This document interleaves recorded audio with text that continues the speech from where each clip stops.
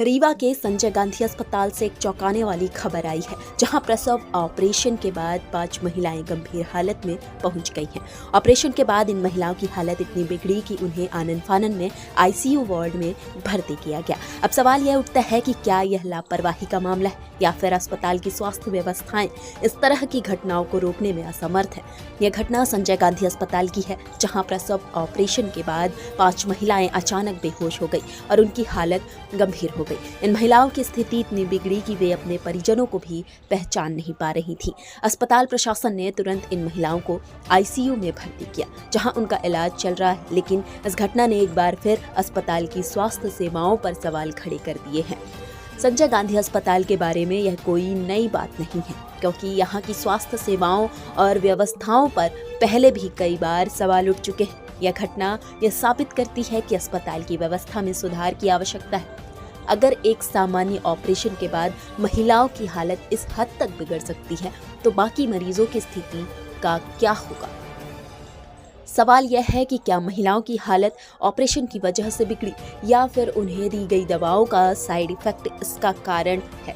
अस्पताल प्रशासन ने इस पर जांच कराने का भरोसा दिया है, लेकिन सच में यह जांच निष्पक्ष होगी? क्या यह लापरवाही और अव्यवस्था का नतीजा है या फिर कुछ और? अस्पताल अधीक्षक राहुल मिश्रा ने इस घटना की पुष्टि की है और महिलाओं की हालत को गंभीर मानते हुए जांच कराने की बात कही है। उन्होंने यह भी बताया कि 2 महिलाएं तो गंभीर स्थिति में हैं, लेकिन वे खतरे से बाहर हैं। हालांकि सवाल यह उठता है कि अगर 2 महिलाएं गंभीर स्थिति में थीं, तो अस्पताल प्रशासन ने समय रहते जरूरी कदम क्यों नहीं उठाए?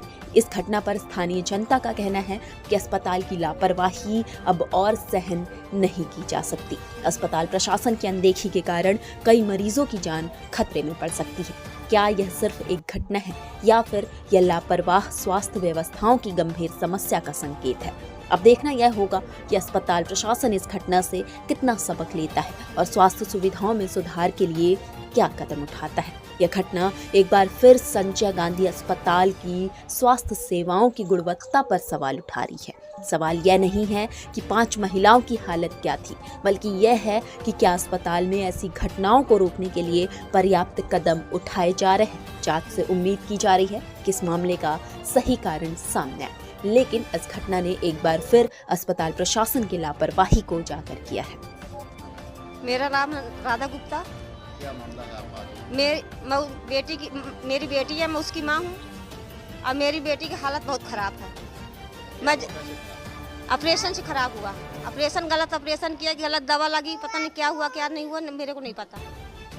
जब आई थी अच्छी खासी थी, दर्द था, सब कुछ था, लेकिन उन्होंने बोला कि ऑपरेशन करा दीजिए, बच्चे की धड़कन कम है। तो हमारी समझी ने ऑपरेशन करवा दिया, मतलब बच्चे दोनों ठीक रहे। आजकल तो सभी के होते हैं, करवा दिया। लेकिन जांच पड़ताल करके इन लोगों को ऑपरेशन करना चाहिए कि क्या बीपी हाई है, लो है, खून कमी है, पेशाब का है, क्या नहीं है, सब चीज़ को करना चाहिए ना। कैसे ऑपरेशन कर दिया? कुछ चीज़ कमी थी तब तो ऐसी हालत हुई। हाँ, स्थिति बहुत गंभीर है। अब दूसरे आईसीयू में ले गए, ये आईसीयू में कल से भर्ती थी।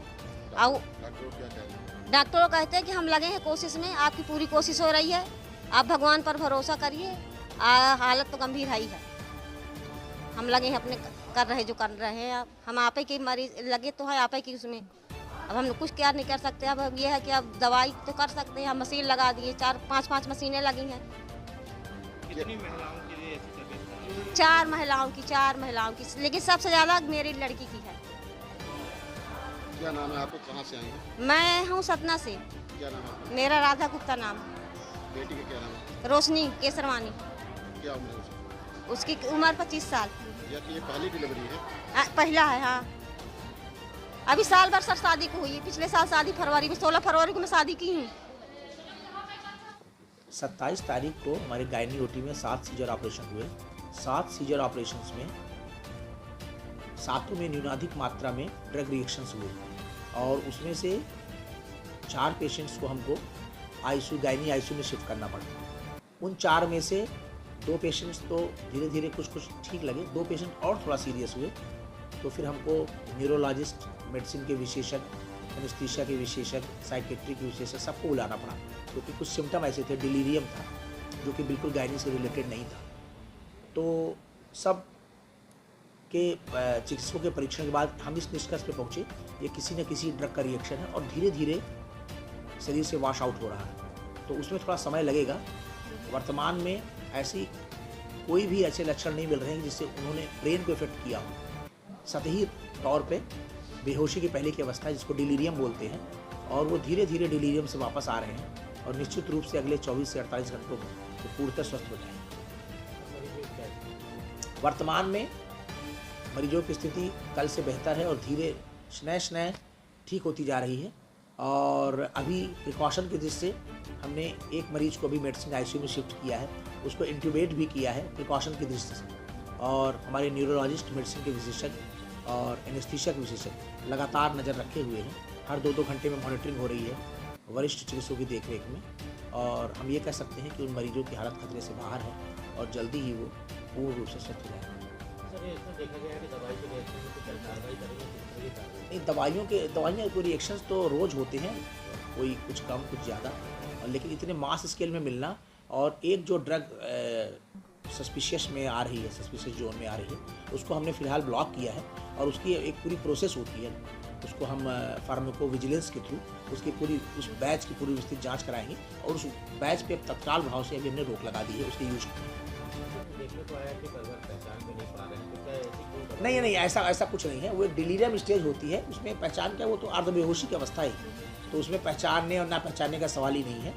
तो वो अर्ध बेहोशी की अवस्था में डिलीरियम में है। डिलीरियम फेज में कोई भी रिस्पांस उनका स्वाभाविक नहीं होता है, तो उससे धीरे धीरे वो बाहर आ रहे हैं और निश्चित रूप से 24 से 48 घंटों में वो बाहर आ जाएंगे। अब हर दवाई का, क्योंकि हर पेशेंट यूनिक होता है, हर पेशेंट की संरचना जिस प्रकार से आप जानते होंगे कि फिंगरप्रिंट एक आदमी के दूसरे से नहीं मिलती, ठीक इसी प्रकार हर पेशेंट की जेनेटिक संरचना, हर पेशेंट के लीवर का काम करने का तरीका, क्योंकि कुल मिला के सब दवाइयाँ लीवर के ही थ्रू ही वॉश आउट होती हैं, तो अलग अलग आदमियों में अलग अलग रेट होता है दवाइयों के एलिमिनेशन का। अब वो इसी कारण से 7 में से 4 पेशेंट्स को हुआ और हुआ सबको था, लेकिन उन 3 में ज़्यादा सिम्टम नहीं आए, उन 4 में भी 2 फिर से वापस आ गए। अब ये 2 और बचे हुए हैं, तो इन 2 में भी जल्दी से ही हमको लगता है 12 से 24 घंटे में हमको पॉजिटिव रिजल्ट दिखेंगे।